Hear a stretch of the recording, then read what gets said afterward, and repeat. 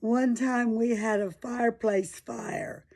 The stuff in the fireplace up in the chimney caught on fire. A creosote, is that what it's called? Anyway, you're supposed to have your fireplace cleaned so that that won't happen. And I guess we didn't do that. Anyway, we had a fire in the fireplace and we were not at home. Um, and the fireman literally knocked the door down of the den and squelched the fire. And we came home to find that the front door was locked, the back door was locked. But they went to the source of the fire. I guess somebody had seen it and called them. Anyway, we were not around.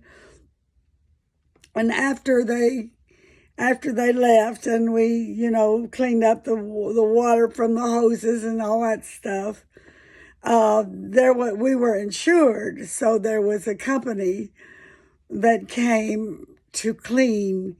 And believe it or not, there was smoke damage on the ceilings in 2 or 3 rooms that were adjacent to the den, the breakfast room and the kitchen and the parts of the hall where the smoke had, risen and discolored the ceiling. And it was funny to me. The man that came to paint said that their contract said they had to put it back just like it was, so they were painting it ivory colored. And I said, I would like for it to be a light blue. And he said, why? I said, well, Thomas Jefferson had his ceilings light blue to prevent insects. And I just think it's pretty. It looks like the sky. I want it the color of the light blue sky. And he said, well, that's not in our contract. I said, what if when you weren't looking, I poured some blue in your white? He shook his head and said, okay, okay. So he made my ceilings light blue, and they are so much prettier than solid white.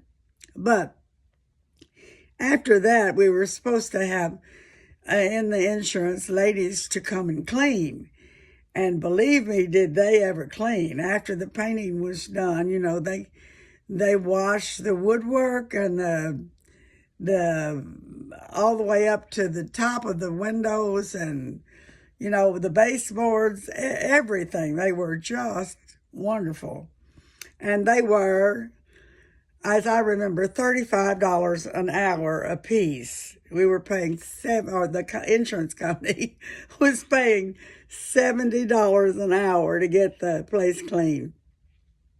And that just meant so much to me. If I'd had to do that by myself, or even with Jim, it would have been an endless process. But they really knew what they were doing, and they came in and did a good job. And after that, whenever I was having anybody to come in and clean, which I did occasionally, but Jim was so good. I mean, he would vacuum without even being asked. And he was an amazing husband. But anyway, but before anybody would come and clean, I would virtually go around and put things where they belonged and pick up things. And he said, are you going to clean the house before the cleaning people come? I said, well, yes, in a way I am, because what I'm doing is getting rid of the personal mess that they don't know what to do with this stuff, They know how to clean floors and windows and dust, but they're not going to be dusting around all my mess. So I literally clean the house before somebody comes to clean, unless they are, regular and they know they know I'm my age, and they are a little more understanding than they were 10 years ago. Well, I finally found someone that can help me with my organization of my papers. I've been inundated with papers, just stuff. I'm trying to decide whether I should throw that away or keep it. And if I do keep it, to whom should it go at my death? All those things. And you're supposed to, at your death, I'm not expecting to die tomorrow, but I want to be ready. I don't want my children to feel that I just left them hanging without any direction, So I got to have a living will, a marriage certificate, a death certificate for Jim. Did I say living will? Yes. Things that you're supposed to have. I can't remember all of them. That's why I need help. Duh. So, guess what I'm doing? I'm getting ready for the help.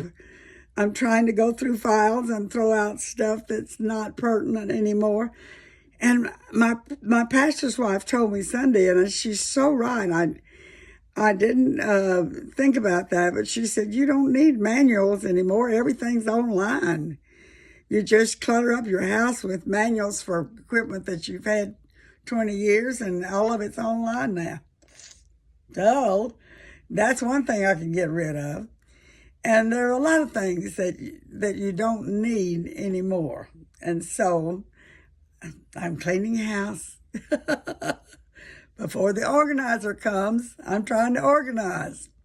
So the message, you might know, is before you meet your maker, there's a lot more important stuff than papers you need in a file. The more important stuff is that you have accepted Christ as your Savior.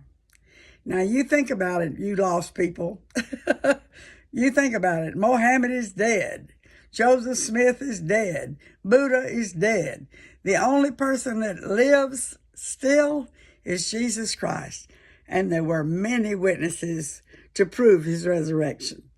And I have witnessed every day that God lives and cares for me and cares for you. Accept him today as your Savior, and you too will have your house clean and your life organized to go to heaven. God bless you today.